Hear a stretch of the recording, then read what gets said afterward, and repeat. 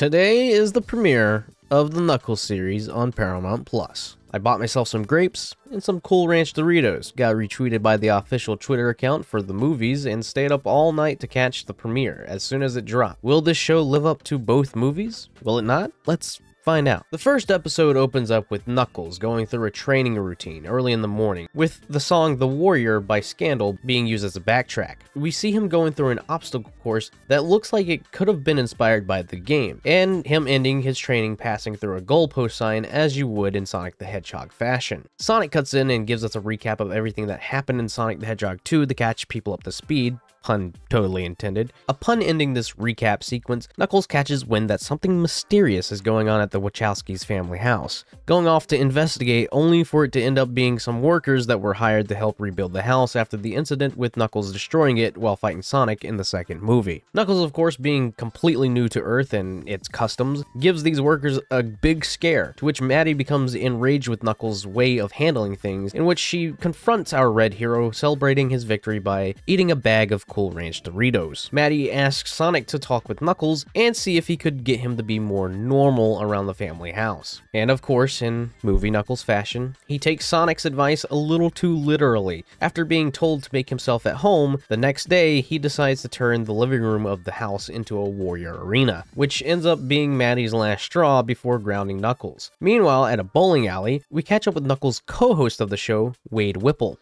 played by Adam Pally, who is currently training to attend an upcoming bowling championship in Reno, Nevada. Here we get a nice new reintroduction to Wade's whimsical character as he's being bullied by a Girl Scout, and doesn't have much help from his so-called friend Jack Sinclair, played by Julian Barrett, a bounty hunter, which now that I'm thinking about it, how does a cop like Wade just so happen to end up being friends with the bounty hunter? It's just a bit of a weird coincidence. No? This whole scene here really feeds in the energy of Robotnik and Stone, with just the kind of vibe Jack gives off in this portion of the show anyways. Wade ends up losing the bowling match against the Girl Scout and is immediately replaced by said Girl Scout for his spot in his team known as the Renegades. Back at the Wachowskis' residence, we are met with Knuckles being literally grounded as he's laying on the ground, with Sonic reassuring him that living life on Earth and relaxing without any worry in the world is the way it should be. Leaving Knuckles alone, Knuckles pleads to his Echidna ancestors to show him a sign of some sort, to hopefully point him in a new direction for his destiny, being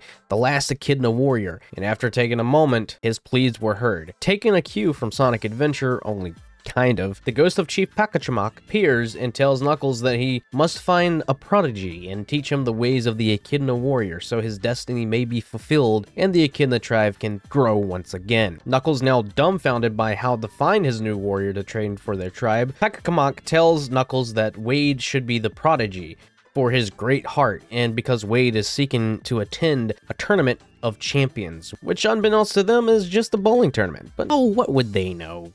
They're echidnas. They don't bowl. As Knuckles agrees to take Wade on as his new apprentice, meanwhile at GUN headquarters in London, we're introduced to the three main villains of the show. Two GUN agents, Agent Willoughby, played by Ellie Taylor, and Agent Mason, played by Kid Cudi, along with former lackey of Robotnik, the Buyer, played by Rory McCann. We learn that these two corrupt GUN agents are making a deal with the Buyer to capture Knuckles for a big monetary gain, and that the Buyer has been studying Sonic, Tails, and Knuckles' chaos powers through their quills to power his weapons, but mostly Knuckles' quills though. Catching back up with Knuckles and Wade, they're in the middle of some hardcore Echidna training at the bowling alley, when all of a sudden, a ring portal opens up leading to Agent Willoughby and Agent Mason stepping through, equipped with weapons provided by the Buyer, and little to no time is wasted before heading right into the biggest action sequence of this episode, which has one of the best lines ever still retained in it. Do I look like I need your power? This fight scene, in my opinion, really gets you on the edge of your seat and really showcases some great CGI. And hey, look, we can even see some cool arcade cabinets for Golden Axe and Teenage Mutant Ninja Turtles in the background during the fight. However, Knuckles unfortunately gets outsmarted by Agent Willoughby as she shoots a ring portal from what looks to be a really cool ring gun, which then transports Knuckles directly into a cage designed specifically for him in the back of a truck. As the agents walk off, Wade comes out of hiding, only to be met with the one idea of doing probably one of the dumbest things he's ever done in his life, and that's to attempt saving Knuckles. The opening to the show, in my opinion, is amazing, and at the time of writing the script, I've only watched the first 2 episodes, and I'm looking forward to the rest, but I'm unsure now about how I want to cover the series. I wanted to do an episode breakdown similar to this for all the episodes, so if that's something you're interested in, then let me know in the comments down below. But as far as where I stand with this series, I'm honestly really loving it. The past few hours I've scrolled through Twitter, it's honestly felt like a battlefield flooded with fans who hate and actually despise this show, calling it and claiming it to be the worst TV show of all time for Sonic the Hedgehog, and others like myself saying that they really enjoyed it. Personally, I feel like the writing and the jokes in this series feels just a smidge bit better than what we've gotten in the movies. And again, I know that not everyone likes human characters, but they're just fun to be around. And I'm not knocking Sonic X either. I know Chris gets the short end of the stick a lot, but I really do think humans in both shows were written well, and Wade is no excuse. Compared to the small amount of screen time he had in both the first and second movies, I'm really starting to like his character more the more I watch the show. And the dynamic that both Wade and Knuckles' characters bring to the TV screen is something I really enjoy, and honestly want to see more of going forward. The Knuckles series is far from the worst thing to happen for Sonic the Hedgehog. I feel like that's a bit of an over-exaggeration, but again, to each their own opinion. If you didn't like the show, that's completely valid, and I'm sure there's many reasons behind it. I'm sure there may potentially be some stuff that I don't like going forward with the show, but I'm keeping my mind open and separating this from the games entirely,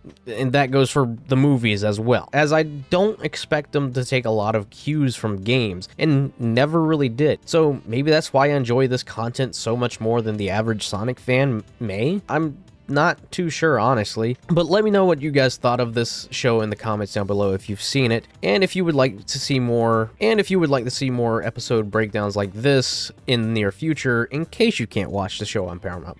Be sure to leave a like, subscribe, and click that post notification bell to keep up with more videos from me. Thank you so much for watching, and I'll catch you guys later.